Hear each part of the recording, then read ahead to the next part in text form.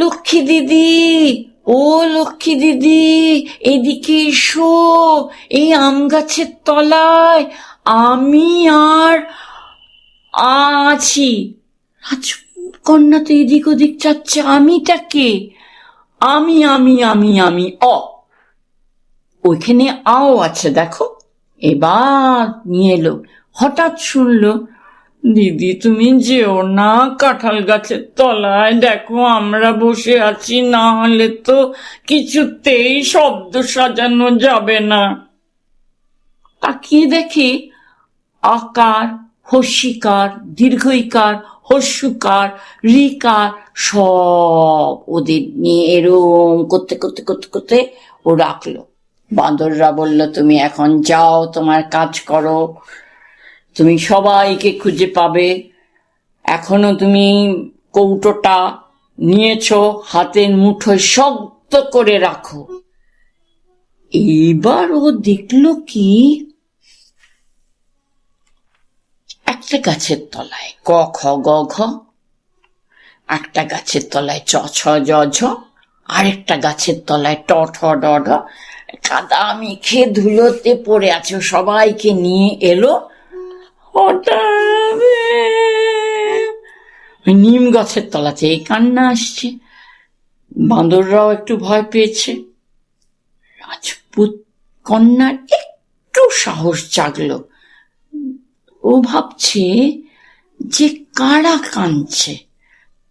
নমস্কার, সময় আপডেটসের হাত ধরে আজকে বানান ঠাকুমা চলে এসেছে।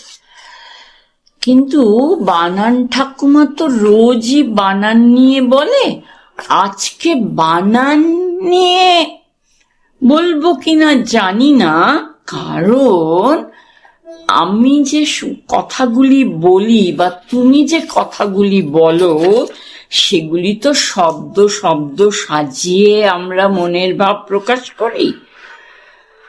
তাই জন্যে আমি নাম দিয়েছি, শব্দ হলো শান্তি, তালিবর্ষ হলো শান্তির প্রতীক, ব হলো বসুন্ধরা যা মমত্ববোধের প্রতীক, আর দ হলো দয়া।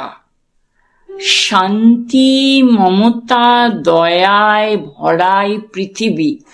তোমরা যারা বড় হচ্ছ, তোমাদেরও সেইটা পালন করে চলতে হবে। আজকে তাই আমি এই শব্দগুলি, এই যে তালব্যস্য বললাম, ব বললাম, দ বললাম, এগুলি নিয়ে একটা গল্প বলি। এই গল্পটা বলবো হচ্ছে, আমার এই বইমেলায় একটি বই বেরিয়েছে, ভাষা বন্ধুর গল্পগুলো, বন্ধু গল্পগুলো। সেইখানে ভালো রাজকন্যা ও তার বর্ণমালা।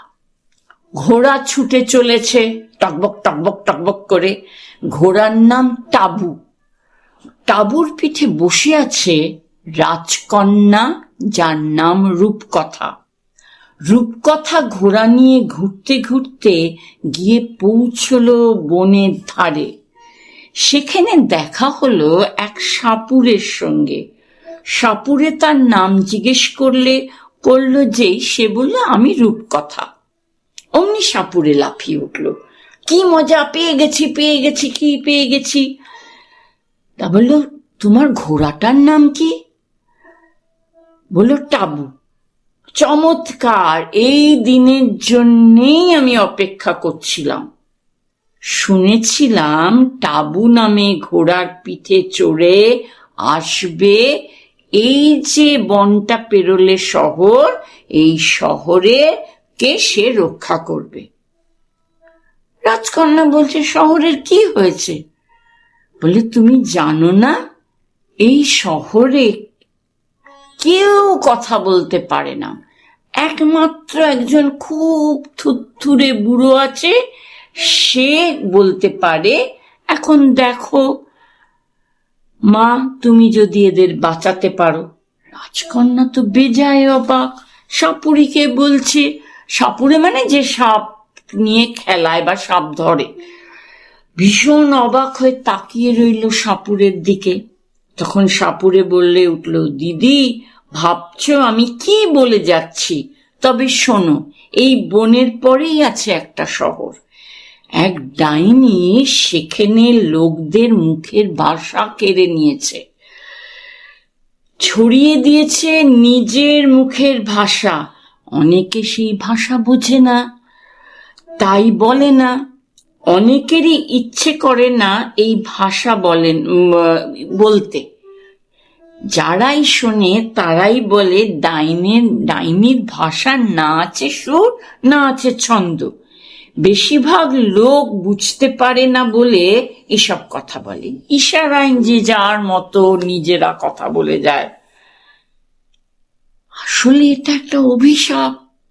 ডাইনি বলেছিল যে তোমরা রেহাই পাবে যদি কোনোদিন দিয়ে নামে কোনো ঘোড়ায় চড়ে কোনো রাজকন্যা আসে।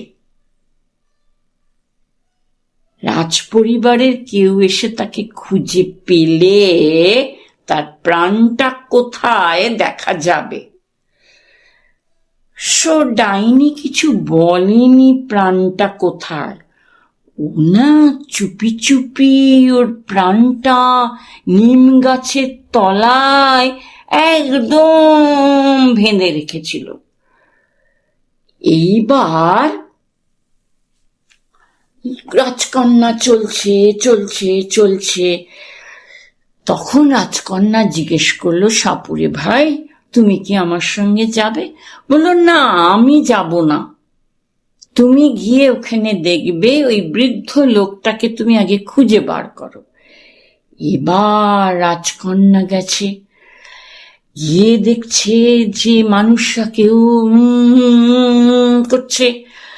এখানকার মানুষ যারা ডাইনির ভাষা বলতে পারে না, তাদের ডাইনি ধরে নিয়ে তাদের একদম পোকা মাকড়সা সব করে দেয়। সেই ভয় সবাই চুপ, কথা বলে না, তারা বাক্য হারা। তা ওই বৃদ্ধর কাছে গেল এবার রূপকথা। রাজকন্যা টকবক টকবক চালিয়ে চালিয়ে পেয়াদা নিল না, পাইক নিল না, কিচ্ছু না, একা গিয়ে গিয়ে গিয়ে গিয়ে, শোনো বন্ধু, আমার একটা ডাল নিয়ে যাও, কাজে লাগবে। রাজকন্যা ফিরে তাকালো, কে বলছে? দেখলো একটা গাছ দুলে দুলে বলছে। সে ডালটা ও নিয়ে নিল। একটু এগোতেই দুটো বাঁদর ধপ করে পড়ল। বাঁদরটা পড়ে বলল, কি যাচ্ছ কোথায়? তোমার ঘোড়ার আগে একজন বসবে, আমি তোমার কাঁধে বসবো।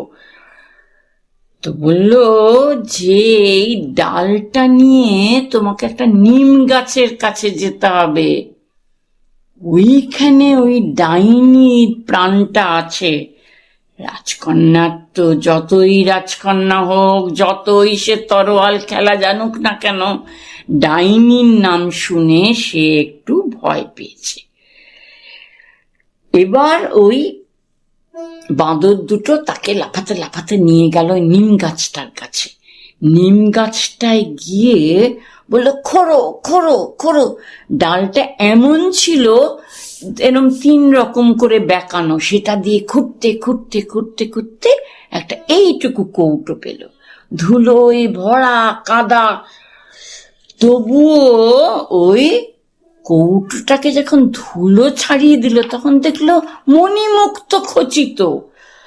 তখন বাঁদররা বলল, ভয় পেও না রূপকথা দিদি, এইসব ডাইনির কারসাজি। কারণ তখন হু করে এরকম এরকম করে গাছগুলি দুলতে লাগছে, হাওয়া দিচ্ছে শন শন শন শন শন শন। রূপকথার হঠাৎ চোখে পড়ল পাশের একটা গাছে ঝুলছে দীর্ঘই দীর্ঘ হস্য রি এ ওই। চটপট সে হাতের ডাল দিয়ে তাদেরকে নামিয়ে ঘোড়ার পিঠে রাখলো, ধুলো পরিষ্কার করলো। এবং সেগুলি একটুখানি ধুলোগুলি ওর চোখে লাগলো। তখন দূর থেকে কে ডাকছে, ও লক্ষ্মী দিদি, ও লক্ষ্মী দিদি, এদিকে এসো, এই আম গাছের তলায় আমি আর আছি। রাজকন্যা তো এদিক ওদিক যাচ্ছে, আমিটাকে আমি আমি আমি আমি ওইখানে আও আছে দেখো। এবার নিয়ে এলো। হঠাৎ শুনলো, দিদি তুমি যেও না কাঁঠাল গাছের তলায়, দেখো আমরা বসে আছি, না হলে তো কিছুতেই শব্দ সাজানো যাবে না। তাকিয়ে দেখে আকার, হস্যিকার, দীর্ঘইকার, হস্যকার, রিকার সব ওদের নিয়ে এরম করতে করতে করতে করতে ও রাখলো। বাঁদররা বলল, তুমি এখন যাও, তোমার কাজ করো, তুমি সবাইকে খুঁজে পাবে। এখনো তুমি কৌটোটা নিয়েছো, হাতের মুঠোয় শক্ত করে রাখো। এইবার ও দেখলো কি, একটা গাছের তলায় ক খ গ ঘ, একটা গাছের তলায় চ ছ জ ঝ, আরেকটা গাছের তলায় ট ঠ ড ঢ, কাদা মেখে ধুলোতে পড়ে আছে। সবাইকে নিয়ে এলো। হঠাৎ নিম গাছের তলাতে এই কান্না আসছে। বাঁদররাও একটু ভয় পেয়েছে। রাজপুত কন্যার একটু সাহস জাগলো। ও ভাবছে যে কারা কাঁদছে।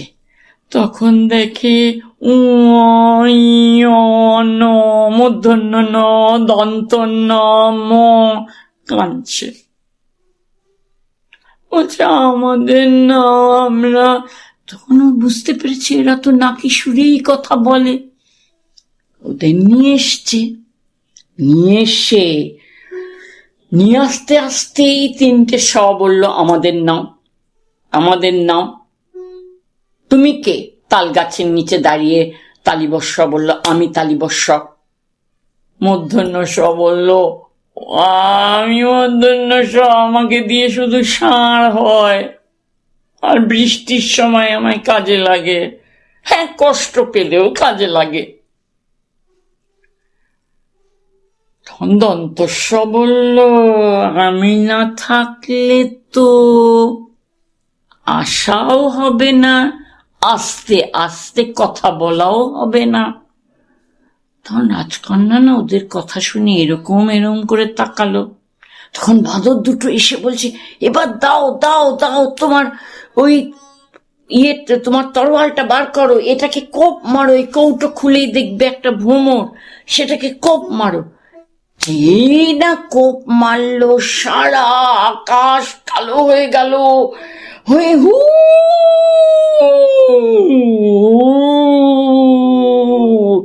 ভালো হবে না বলছি, ভালো হবে না বলছি, আমাকে এরকম করে দিলে ভালো হবে না বলছি। তখন রাজকন্যা সব কটা বর্ণকে নিয়ে এরম করে বসে আছে। তারপরে বাতাস থেমে গেল। বাতাস থেমে যাওয়ার পরে ময়ের পাশে আকারের চিহ্নটা এসে বলল, এই দেখো, আমি কিন্তু মা হয়ে গেছি। রাজকন্যা দেখলো, হ্যাঁ, আর তোমারটা হব। বয়শূন্য রটাকে বার করলো, করে আটা আবার বসলো। রাজ এবার জ বলল, আমি বসি। বর্গের জ এসে বসলো। এবার রাজকন্যা বলল, কন্যাটা একটু কঠিন, থাক, তোমাদের বসতে হবে না, তোমাদের ধুলো ঝেড়ে দিই। এবার যেই ওই কোপটা মেরে কালো ঝড়টা উঠেছিল, সেই ঝড়টা আস্তে আস্তে থামলো। কেন জানো তো? সমস্ত লোক আ করছে, মা করছে। কারোর মা তার ছেলেকে পাচ্ছে, কারোর বাবা তার মেয়েকে পাচ্ছে, এরম করতে করতে। আর তখন এই বৃদ্ধটা ঠুক ঠুক করতে করতে এসে বলল, তুমি দীর্ঘজীবী হও রাজকন্যে, আমি অনেক কষ্টে বেঁচে তোমার আশায় এতদিন বেঁচে বসেছিলাম। আমি যে কি করে বেঁচেছিলাম আমি জানি না। একটা কুয়োতে গিয়ে আস্তানা গেড়েছিলাম, তারপরে এই বাঁদর দুটো আমাকে বাঁচিয়েছে। তুমি বাড়ি ফিরে যাও বর্ণমালাদের নিয়ে। যাওয়ার পথে একটা পণ্ডিতের বাড়ি আছে, সেখানে তুমি নাম থামবে। ওদের প্রত্যেকের একটা আলাদা করে নাম দেবে, সেই নামটা নিয়ে তুমি রাজপুরীতে যাবে। সময় আপডেটসকে নমস্কার জানিয়ে আমি আমার এই রাজকন্যের যাওয়া, ভালো রাজকন্যা ও তার বর্ণমালা, এটার নাম ছিল তাই। আর তোমরা যদি যারা শুনছো এই বইটা কিনতে পারো, আমি এর পরের দিন এই বইটা কোথায় পাওয়া যাবে, এটা শব্দ কলকাতার বই, বোধহয় ধ্যানবিন্দুতে পাওয়া যাবে বা অভিযান ক্যাফেতে পাওয়া যাবে, আমি জানিয়ে দেবো ঠিক করে। আজকে আসি। সময় আপডেটসকে অনেক শুভেচ্ছা, ভালোবাসা জানালাম।